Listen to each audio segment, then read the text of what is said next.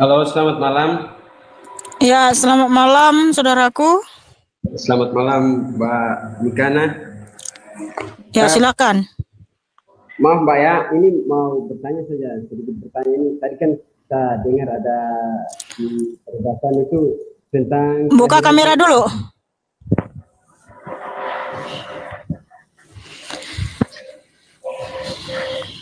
Ya, malam, Mbak ya. Nah, Ya, tadi saya dengar di perdebatan itu ada kita menyinggung tentang kelahiran Tuhan Yesus ya.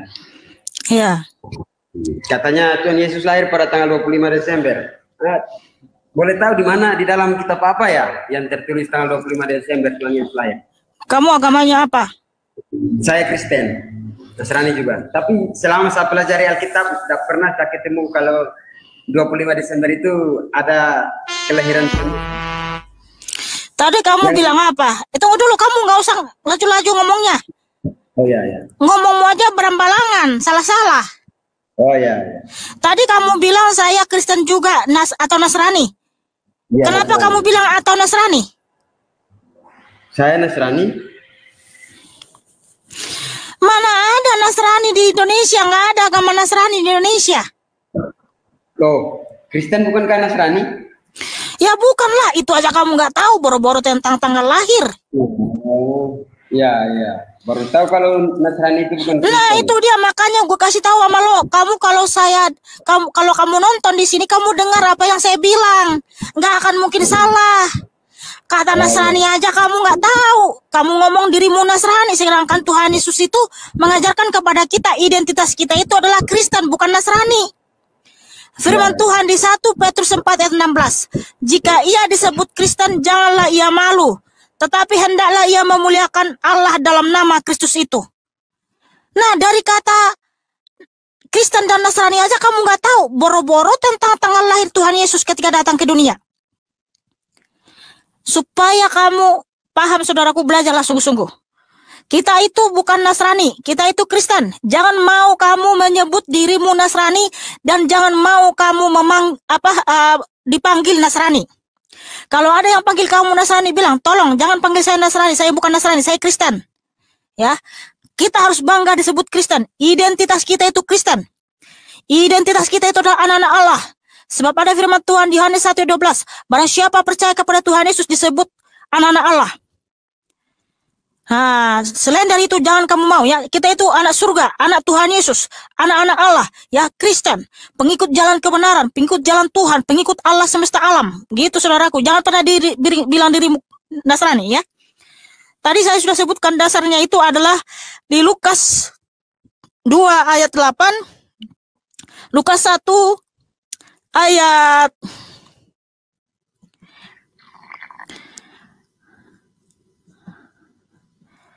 26 ya. Pada bulan yang ke-6, malaikat Gabriel datang kepada Bunda Maria menyampaikan pesan ya, bahwa dia akan mengandung dari Roh Kudus. Bulan ke-6 dalam Yahudi itu adalah bulan Maret. Jadi dihitung selama 9 bulan, ketemunya di bulan Desember. Nah, Tuhan Yesus dalam kemanusiaannya dia disunat pada hari ke-8, yaitu tanggal 1 Januari. Ya, tanggal 1 dihitung mundur ke 8 hari, ketemu tanggal 25. Ya, begitu saudaraku ya. Ya, terima kasih. Belajar lagi sungguh-sungguh, baca Alkitab, dan jangan kamu mau disesatkan oleh orang lain. Oke, buka mikrofon, katakan dengan sungguh-sungguh.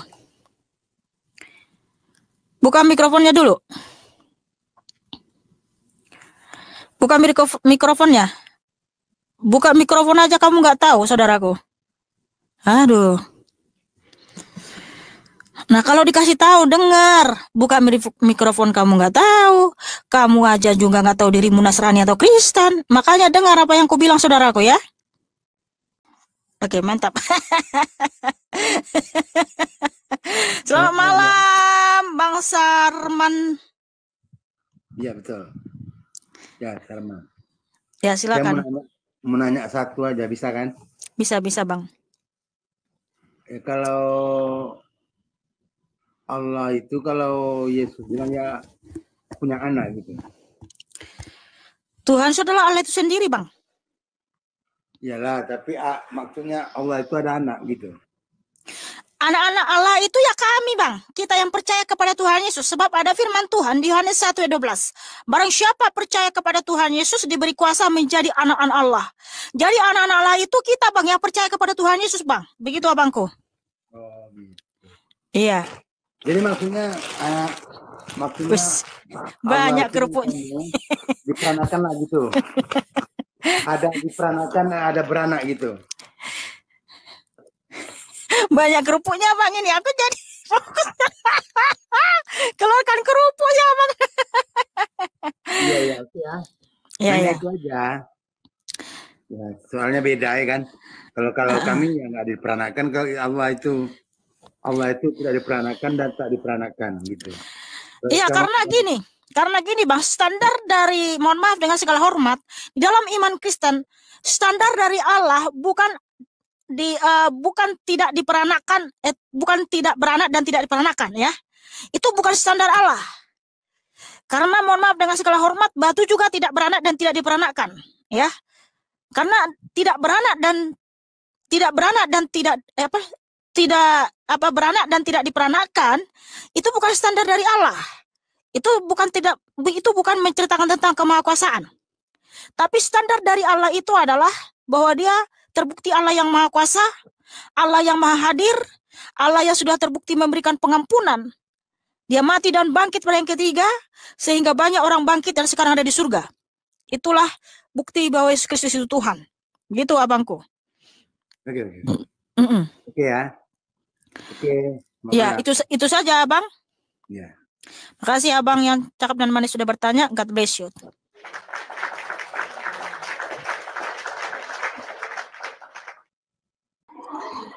Selamat malam, Stabil Aceh. Malam. Oh, belum bisa buka kamera ya, silakan. Malam. Ya, Ini malam belum juga bisa saudaraku. open kamera. Ya. Aduh, anakku tuh. Pertanyaannya apa, Bang? Pertanyaan simpel aja, Mikana. Bentar ya. Ya. Di dalam Keluaran 33 ayat 20, Allah berfirman, "Engkau tidak tahan memandang wajahku, sebab tidak ada orang yang memandang aku dapat hidup." Yang saya tanyakan gini, Yesus itu Allah atau bukan? Allah yang Maha Kuasa. Yesus Allah. Iya. Berarti firman Yesus yang di Keluaran 33:20 berarti hoa itu enggak benar ya? Bukan hoax, benar. Kalau benar berarti engkau tidak tahan memandang wajahku. Itu disebut. Kalau memang Yesus itu Allah, tentu orang tidak tahan memandang wajahnya gitu. Jadi yang terjadi malah orang-orang bisa memandang Yesus gitu. Gimana itu? Oke, betul. Kalau kita memang memandang wajah Tuhan Yesus yang sesungguhnya, tidak akan pernah kita mampu hidup. Makanya ketika Tuhan Yesus naik ke surga, dia hanya memancarkan cahaya dari langit. Itu saja Rasul Paulus sudah rebah ke tanah dan matanya buta. Nah, makanya ketika Tuhan Yesus datang ke dunia, dia datang merendahkan diri, menjadi manusia, supaya kita dapat memandang dia, supaya kita dapat melihat dia. Ya, kalau dia datang dengan segala kebesarannya, kemahakudusannya, kita akan hangus. Jadi gini, begitu saudaraku. Jadi tapi supaya dia bisa kita kenal, dia bisa bersama-sama dengan kita, dia harus memang datang dalam rupa manusia. Dia harus datang menjadi manusia, saudaraku. gitu. Ya, iya, gitu, supaya kita nggak hangus. Karena dia adalah cahaya terang yang tak terhampiri. Ini saya baca dulu 1 Timotius 6. 1 Timotius 6 ayat 16.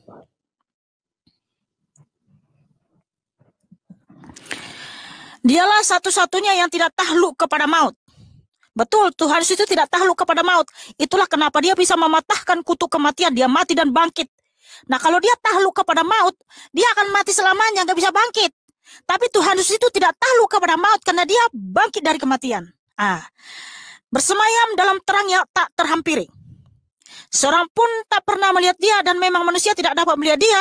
Baginya lah hormat dan kuasa yang kekal. Amin. Ya, dialah terang yang tak terhampiri, ya. Nah, makanya ketika Rasul Paulus pergi ke Damsyik untuk mencari orang Kristen, di mana di tengah perjalanan menuju ke Damsyik, Tuhan Yesus menampakkan diri kepada Paulus dalam cahaya, yaitu di Kisah Para Rasul 9 ayat 3. Dalam perjalanannya ke Damsyik, ketika ia sudah dekat kota itu, tiba-tiba cahaya memancar dari langit. Cahaya memancar dari atas saja. Itu masih sedikit cahaya yang ditunjukin Tuhan Yesus. Kamu tahu apa yang terjadi? Paulus rebah ke tanah, dan kedengaranlah olehnya suatu suara yang berkata kepadanya, Saulus, Saulus, mengapa engkau menganiaya aku? Nah, itu Paulus saja rebah ke tanah, matanya sampai buta. Karena dia memang cahaya yang tak terhampiri. Makanya kalau dia datang dengan segala kebesarannya, hangus kita, bro. Sehingga ketika dia datang ke dunia, ada firman Tuhan di Filipi 2 ayat 6-8. Oke, saya baca dulu ya. Filipi 2 ayat 6-8. Yang walaupun dalam rupa Allah tidak menganggap kesetaraan dengan Allah itu sebagai milik yang harus dipertahankan, melainkan telah mengosongkan dirinya sendiri dan mengambil rupa seorang hamba dan menjadi sama dengan manusia, dan dalam keadaan sebagai manusia ia telah merendahkan dirinya dan taat sampai mati. Jadi dia datang merendahkan dirinya, mengambil rupa seorang hamba supaya kita bisa lihat. Kalau dia datang segala kebesarannya, ya, di mana? Entar dulu, saudaraku. Bahwa bumi ini saja tumpuan kakinya, ya. Bumi ini saja tumpuan kakinya loh, saudaraku. Dia tuh di Yesaya 66 ayat 1. Beginilah firman Tuhan, langit adalah tahtaku dan bumi adalah tumpuan kakiku. Kalau dia datang dengan segala kebesarannya, hancurlah bumi ini. Nah, supaya nggak hancur bumi ini, supaya Bunda Maria mampu menampung Tuhan Yesus Kristus, dia harus datang merendahkan dirinya menjadi bayi. Dan juga dalam kemanusiaannya kita bisa lihat. Nah, Tuhan Yesus pun nanti di akhir zaman datang, saudaraku. Sehingga Tuhan Yesus menyatakan di Matius 25, Tuhan Yesus berfirman, ini pada akhir zaman ya, ketika dia datang kembali, apabila anak manusia datang dalam kemuliaannya dan semua malaikat bersama-sama dengan dia.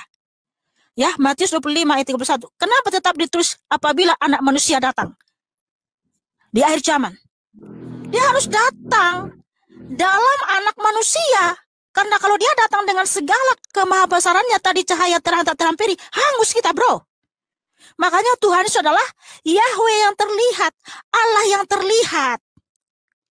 Begitu saudaraku. Ya, udah paham? Udah gini, berarti Tuhan itu nggak bisa dilihat. Agar bisa dilihat, dia harus menjadi manusia, kan begitu? Ya betul lah. Ya begitu kan. Oke. Sekarang saya tanya, setelah menjadi manusia, setelah ya kan, ini kan Tuhan dia. Setelah nuzul sebagai manusia yang disebutkan di dalam Yohanes 5 ayat 37. Bapa yang mengutus aku, dialah yang bersaksi tentang aku. Kamu tidak pernah mendengar suaranya, rupanya pun tidak pernah kamu lihat. Untuk apa dia nuzul kalau Allahnya masih tidak bisa dilihat dan juga tidak bisa didengar suaranya? Untuk apa? Percuma nuzulnya. Yang nuzul ini siapa? Itu yang jadi masalahnya. Bro, makanya kalau baca Alkitab itu harus secara komprehensif, artinya menyeluruh. Jangan cuma-cuma ayat. Oke, kita baca lagi ya. Yohanes 5 ayat 37 sampai 38. Baca 2 ayat ini saja kamu akan paham. Oke, saya baca ya. Bapa yang mengutus aku, dialah yang bersaksi tentang aku. Kamu tidak pernah mendengar suaranya, rupanya pun tidak pernah kamu lihat. Dan firman-Nya tidak menetap di dalam dirimu, sebab kamu tidak percaya kepada Dia yang diutusnya. Kenapa kamu tidak pernah mendengar suara Bapa? Kenapa kamu tidak pernah melihat Bapa? Karena kamu tidak percaya kepada Dia. Tapi yang percaya kepada Tuhan Yesus, apa kata Tuhan Yesus? Baca juga di ayat lain. Yohanes 10 ayat 27 sampai 28. Tuhan Yesus berfirman, domba-dombaku mendengarkan suaraku, dan aku mengenal mereka, dan mereka mengikut aku. Dan aku memberikan hidup yang kekal kepada mereka, dan mereka pasti tidak akan binasa sampai selama-lamanya, dan tidak seorang pun merebut mereka dari tanganku. Ya, ingat ini, dari tanganku ya. Ini jangan melebar Bentar, dulu. bentar. Hehehe, dengar sebentar. Iya. Ini semua berhubungan. Kamu dengar dulu, nggak usah panik ya. Enggak ada Bapakku yang memberikan dengar dulu. Bapakku yang memberikan mereka kepadaku lebih besar daripada siapapun, dan seorang pun tidak dapat merebut mereka dari tangan Bapa. Nah, tadi Tuhan bilang apa? Tidak seorang pun merebut mereka dari tanganku. Tuhan mengatakan tidak seorang pun merebut mereka dari tangan Bapa. Artinya dialah Bapa itu. Nggak mungkin ada tangan Tuhan Yesus, tangan Bapa. Nggak mungkin ada 4 tangan. Karena Tuhan Yesus adalah Bapa itu. Jadi kenapa kamu nggak pernah mendengar suara Bapa, nggak pernah melihat Bapa? Karena kamu tidak percaya kepada Dia. Karena firman-Nya tidak menetap di dalam dirimu, yaitu Yohanes 10, Yohanes 5 ayat 37 tadi. Tapi Tuhan Yesus menyatakan, barang siapa percaya kepadaku, mereka mendengarkan suaraku dan mereka mengikut aku, dan aku memberikan hidup kekal kepada mereka. Wahyu 21 ayat 6 sampai 7 Tuhan berfirman, akulah yang awal dan akulah yang akhir. Barang siapa menang, ia akan kuberikan mata air kehidupan. Akulah Allahmu dan kaulah anakku. Kalau Tuhan Yesus memanggil kita anak, kita panggil Dia apa? Bapa. Masa ketika kita dipanggil anak, kamu mau panggil Dia bukan Bapa? Kan aneh. Begitu saudaraku, kalau baca Alkitab itu harus secara komprehensif, jangan potong-potong, ya. Terima kasih saudaraku. Tapi yang saya ingin tanyakan gini Mbak Hana, ya. Bapak itu sendiri telah bersaksi yang bahwa dia bersaksi apa? Yang bahwa dirinya itu tidak bisa dilihat dan juga tidak bisa dilihat. Yang dilihat itu gini. Sabil. Ya. Udah jelas di ayat 37 kenapa mereka tidak bisa melihat dan mendengar, karena mereka tidak percaya kepada Tuhan Yesus. Karena di dalam iman Yahudi Yohanes 8 ini bukan itu masalahnya Mbak Hana. Yang jadi masalahnya sorry ya, saya nggak mau berdebat kusir. Udah jelas kenapa kamu nggak bisa mendengar suara Tuhan Yesus, suara Bapa, karena kamu tidak percaya. Tuhan berfirman, karena firman-Nya tidak menetap di dalam dirimu, ya. Tapi kalau firman itu kamu terima, kamu akan percaya bahwa Dia adalah Tuhan Yesus, itu adalah Bapa itu sendiri. Karena terus menyatakan Yohanes 14 ayat 7, barang siapa melihat aku sudah melihat Bapa. Di dalam perspektif iman Yahudi, Allah itulah Bapa. Yohanes 8:41, orang Yahudi mengatakan, Bapa kami hanya satu, yaitu Allah, yaitu Elohim. Nah, Rasul Thomas mengatakan kepada Tuhan Yesus, Yohanes 20 ayat 28, ya Tuhanku dan Allahku, ya Tuhanku dan Elohimku.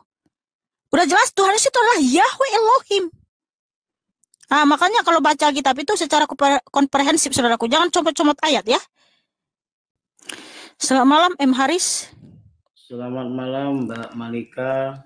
Ya, silakan buka kamera saudaraku. Begini, mau nanya, barusan Mbak Malika kan menyebut Rasul Paulus ya? Iya. Yang mau saya tanyakan, ayahnya Paulus itu siapa Mbak? Kalau di agama saya Islam itu kan jelas Rasulullah itu Nabi Muhammad, ayahnya jelas saya tahu. Kalau ayahnya Paulus itu siapa Mbak namanya? Emangnya ayahnya Muhammad siapa? Abdullah, sepengetahuan saya. Tertulis di mana, Bang?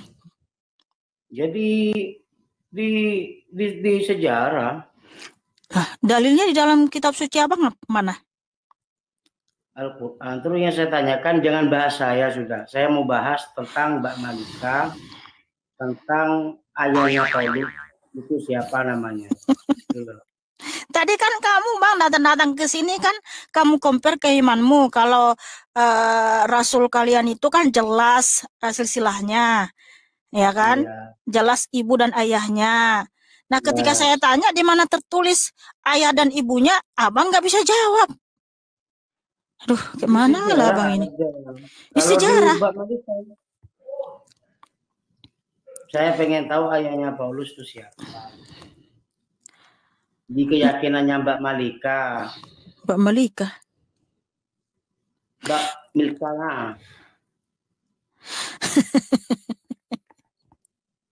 Coba disebutin ayahnya Paulus.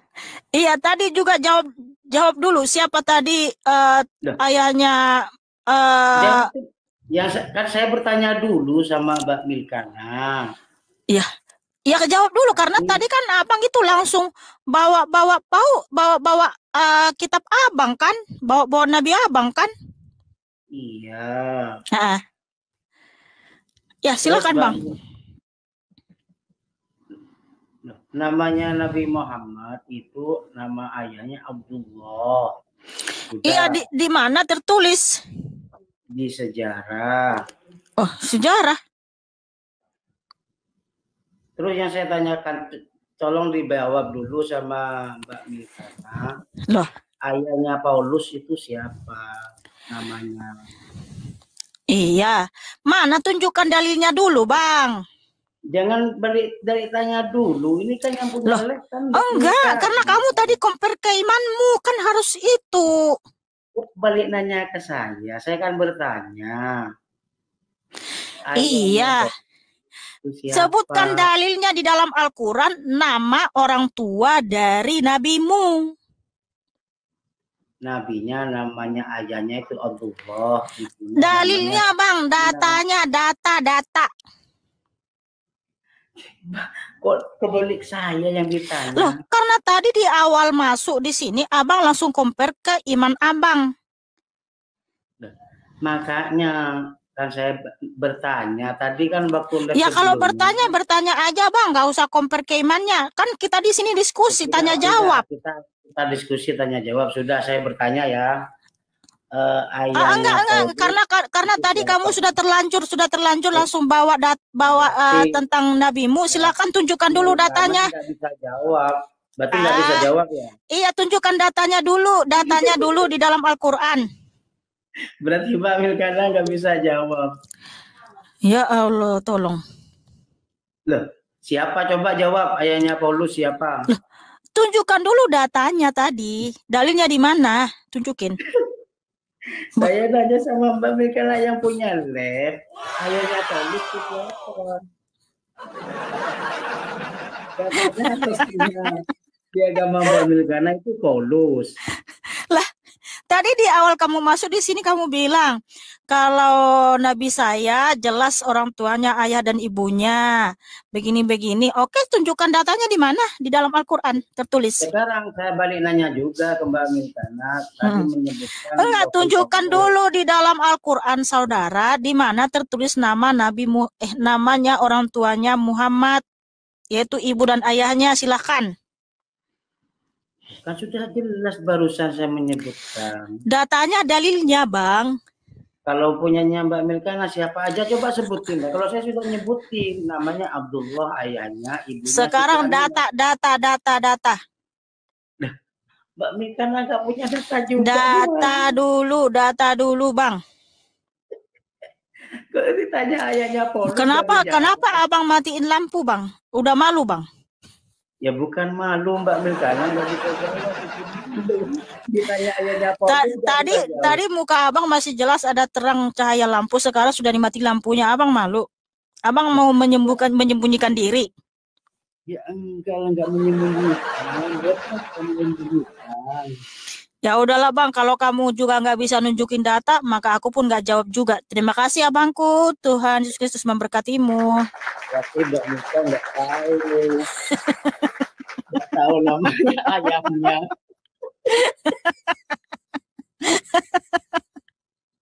Kita akan diskusi. Kita yang punya ini kan Mbak Milka, bukan tanya jawab. Ya oke bang. Nama ayahnya Paulus itu siapa? Coba dijawab. Oke, karena abang juga nggak bisa memberikan data, maka saya pun nggak jawab juga bang. Ya, terima kasih bang. Tuhan Yesus mengasihimu dan memberkatimu bang. Amin. Ya, kalau kamu sudah bawa data dari Al-Quranmu, maka saya juga akan jawab.